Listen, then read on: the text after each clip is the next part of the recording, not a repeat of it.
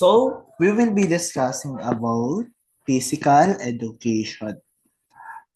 Okay, so exploring dance, health, advertisement, and regulation. So today at this lesson, we will be talking about this. But before we proceed, let's talk about the objective. So the objective is understand dance as both a sport and an art form. Learn the benefits of dancing for physical health and well-being. Differentiate over-the-counter drugs from prescription drugs.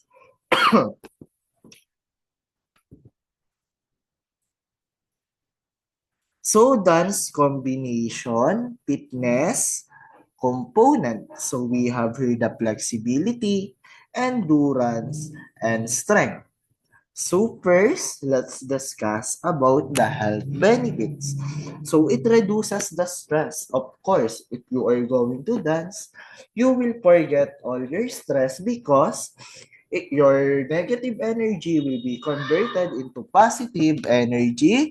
It improves the posture used because of stretching and promote blood circulation. Wow, it has three main benefits that is important with our body. So dance combination fitness po. So dance, it incorporate the flexibility, endurance, and balance, which are critical components in terms of physical fitness. For example po is dance routine often require sustained movement. So what do you mean by sustained movement? It means that you have endurance and then you can create poses. It means that you have flexibility and you can correctly um perform a move using strength like breakdancing or and of course in breakdancing you need balance.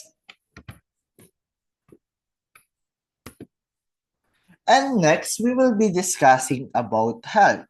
So in health po, we have over-the-counter drugs and prescription drugs.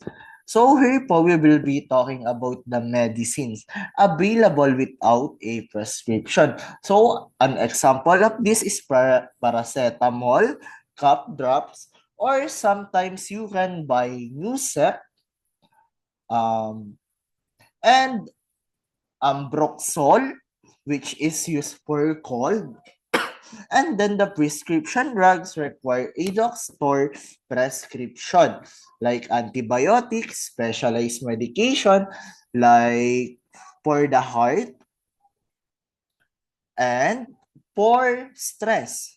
So you need prescription by the doctor in avoiding for you to hurt your health.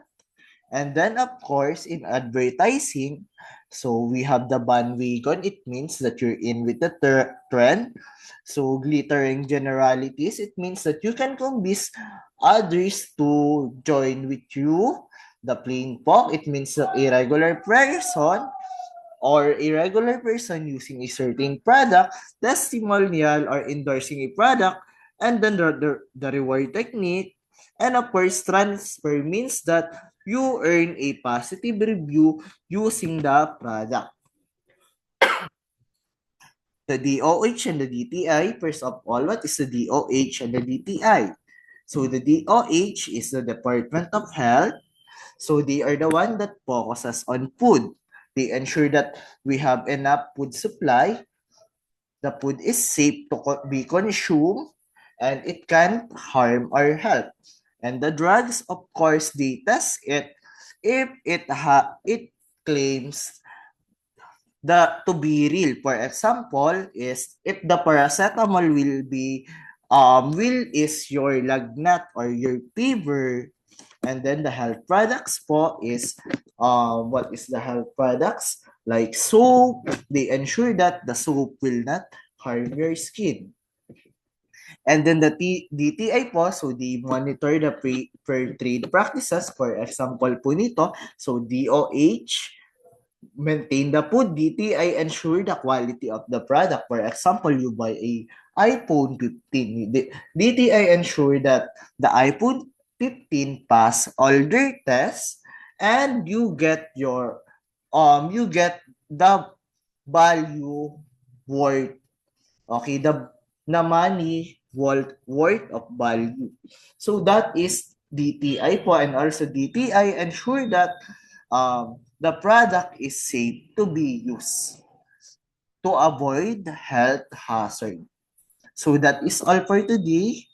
Goodbye.